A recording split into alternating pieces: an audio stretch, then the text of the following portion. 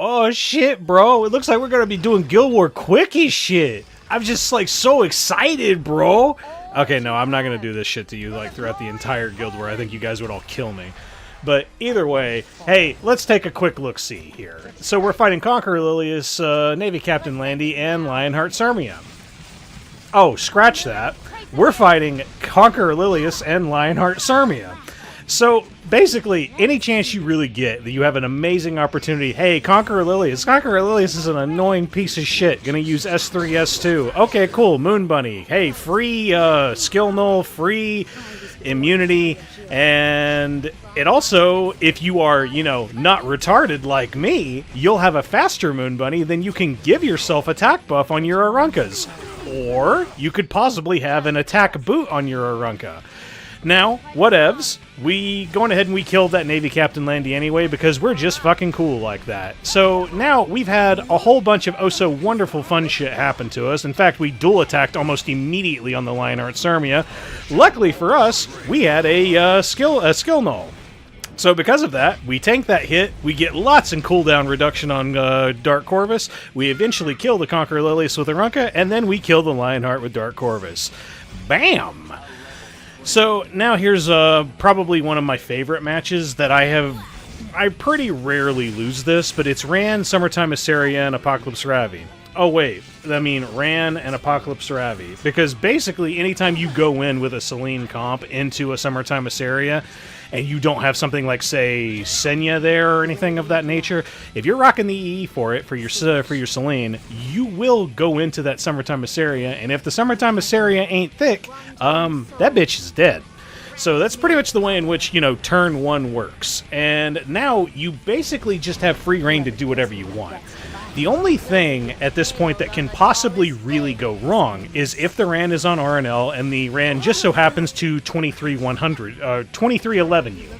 What does that mean? That means RNL hates you, God hates you, and he wants to proc RNL on literally every turn, which results in a S2, S3, S1, S1. So if that happens, your Spirit Eye Celine is dead. However, that is why Destina is here, and because Destina being there, you can just go ahead and revive, and everything should be hunky-dory.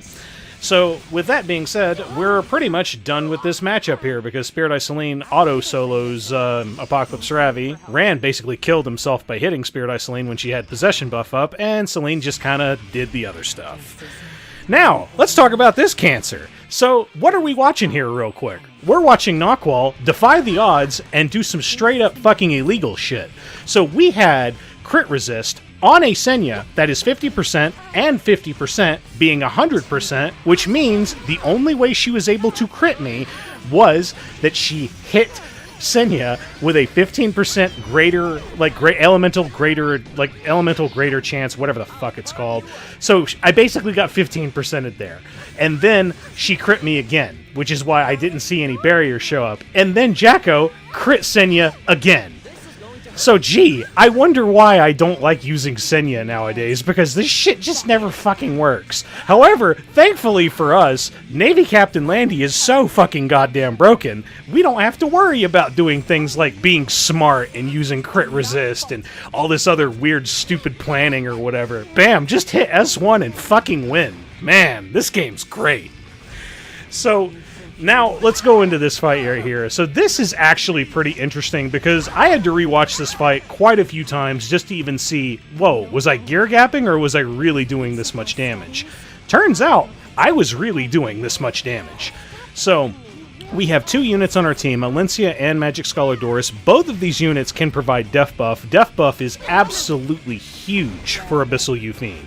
And any chance that Abyssal Yufine is going to get to do any and all counterattacks, any attacks in general, and if she's even really focused in any way, shape, or form, like with any attacks like that, you straight up get Fighting Spirit, and when you have max Fighting Spirit, then you can go into full trauma.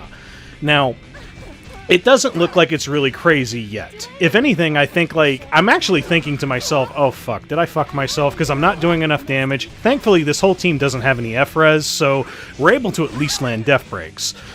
But it was right here that I noticed, oh fuck, we just did 10k to the Ravi, 10k to the fucking, ambitious Tywin, who, the Tywin is not weak, by the way. He's like rocking almost 30k HP, and he's on Aureus too.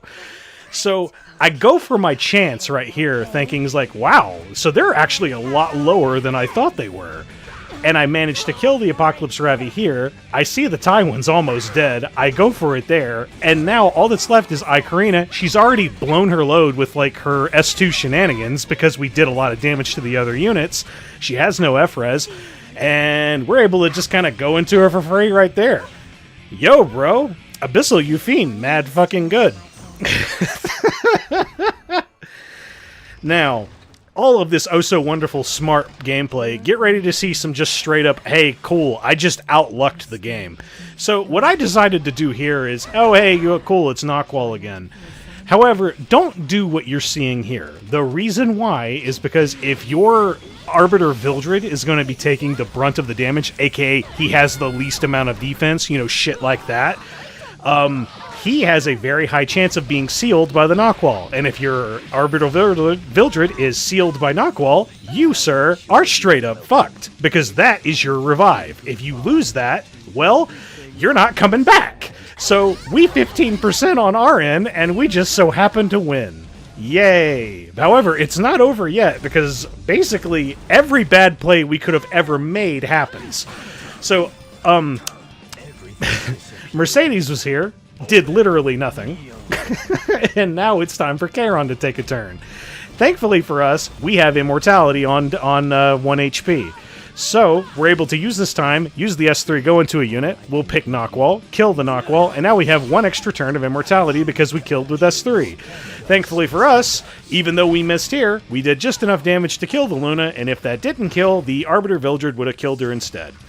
Woo! Now, on to something actually kind of interesting. So, first and foremost, we're fighting Abyssal Yufine, Lethe, and Unbound Knight Arowell.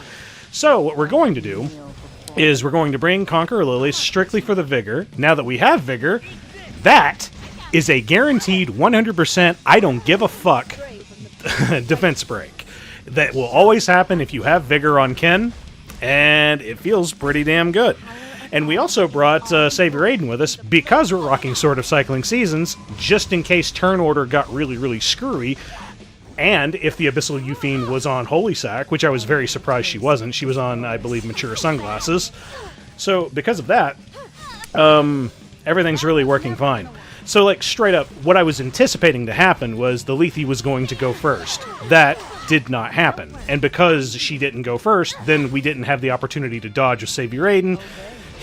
Like, just a whole bunch of, like, fuckery happened because the Lethe didn't go first. Now, because I went first, okay, cool. I'll just go first with Conqueror Lilias, do the oh-so-wonderful fun shenanigans of this broken-ass character, and then initiate Vigor, and then start doing the killing in particular that I need to do.